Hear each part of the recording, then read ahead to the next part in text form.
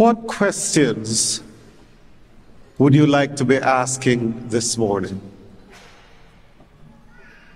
What questions about Jesus would you like to ask me this morning? So some of you will have these questions in your hearts and may be afraid to voice these questions. So maybe I should say to you, welcome to Salvation 101. So today we want to give the basics of salvation, because we heard those basics read for us from our second reading from the letter to the Hebrews.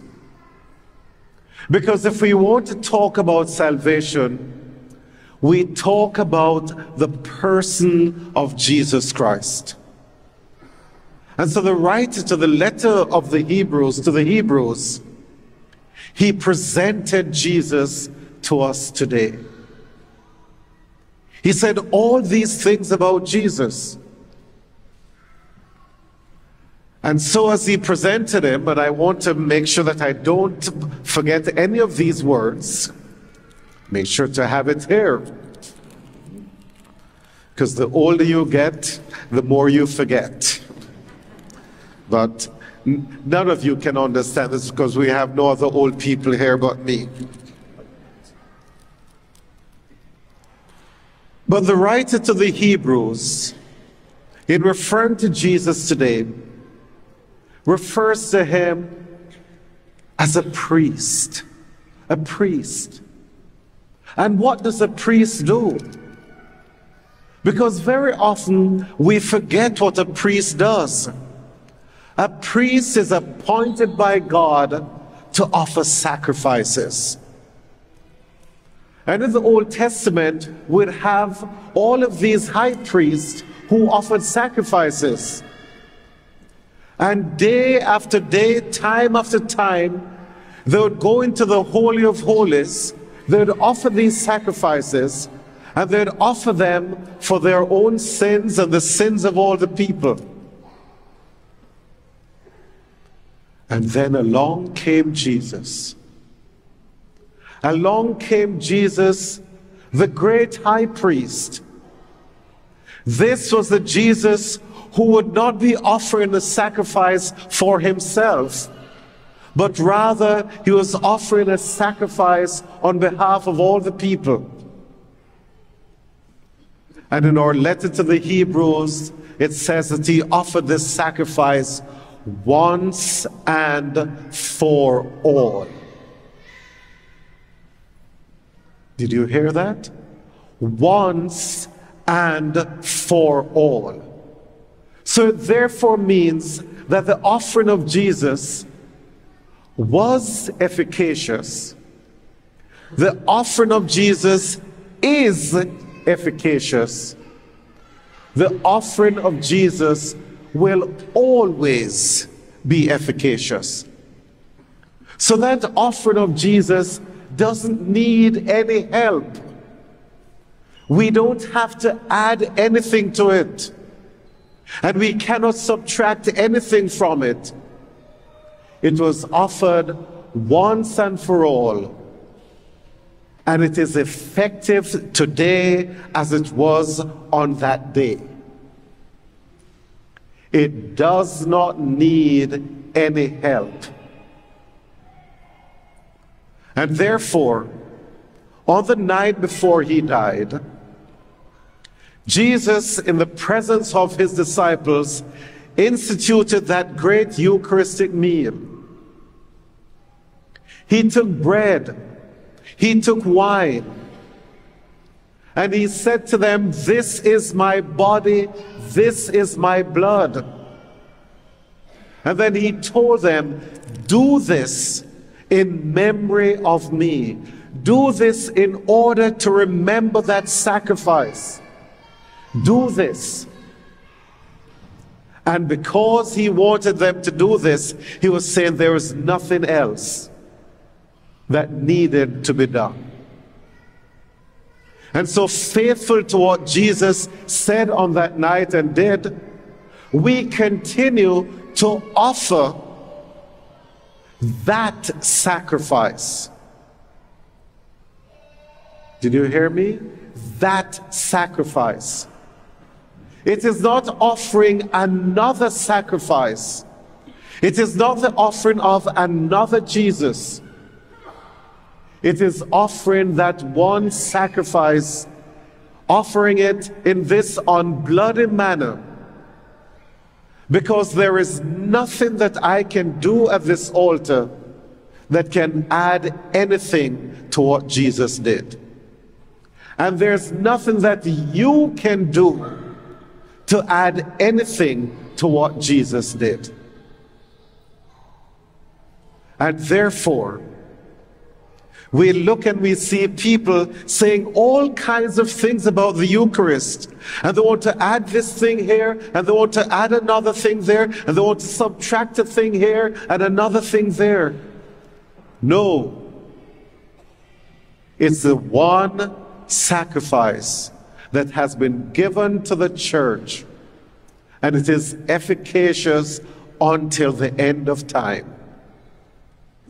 So on that night, Jesus said to his disciples, I will no longer drink of the fruit of the vine until we drink that together in the kingdom of heaven. So we say, when we eat this bread and drink this cup, we proclaim the death of the Lord until he comes. Until he comes. And therefore, sisters and brothers, when we come together for this celebration, we need to remember, we need to remind ourselves where we are. Because I know that some people, they come and they're not paying attention to what is going on. They're doing their own thing. And I dare say, I have seen people on their phones at Mass. And they're not following the Mass on their phones, but they're sending text messages to other people. There are persons who come to Mass and they're having conversations during Mass with other people. It ought not to happen. We should be focused on what's going on. The only persons who have permission to be doing something else is the parents who have to take care of their children. And guess what? Even in taking care of their little ones, I pray that they're offering that as part of their worship too. And therefore, we come together. And as we come together, we're coming looking at Jesus, because we're told by this in this letter. It says, therefore, he is able, he meaning who? Jesus. He's able, left out an important word. He's always able. Always. He's always able to save those who approach God through him. Always. And therefore, we come to approach God through him. And when we think of that approach, think about the beginning of the Mass. That when the priest comes in, what does he do? He venerates the altar of sacrifice. And then when we offer the incense, it's around the altar and the crucifix. Because we're pointing out the two ways in which we're approaching God through him. We're approaching him as the author of our salvation. We're approaching him as the one who has given himself totally for us, and the one who continues to give himself. So let us focus on him And let us approach God through him, because we're told he lives forever to make intercession for us. He lives forever to make that intercession. And an intercession is an offering, because that's what priests do. They offer. They offer. And the day I forget that that is what I should be doing as a priest is the day that I should trade this in for a nice set of Armani suits. So we're here to offer, to make intercession. And that's what we're doing at the altar. Because when I approach the altar, I'll ask God to accept the gifts that we all present. So you're a part of that offering. So make sure that you're fully engaged in that offering. And remember that when we give our gifts, we shouldn't be given the gift in order to take it up again. But we give a gift and we're saying, God, this is yours. Use it as you see fit. Use it however you wish. Use it for as long as you will. Because I offer this in union with the prevailing sacrifice of Jesus on the cross. So let us make that offering today with Jesus. Because by putting ourselves in the offering, we're not really adding anything to his offering. But we're saying that we're offering this in union with his own offering. Therefore, let us keep our eyes focused on the altar and on the cross. And let us take that with us wherever we go. Because we're always signed with the sign of the cross, aren't we?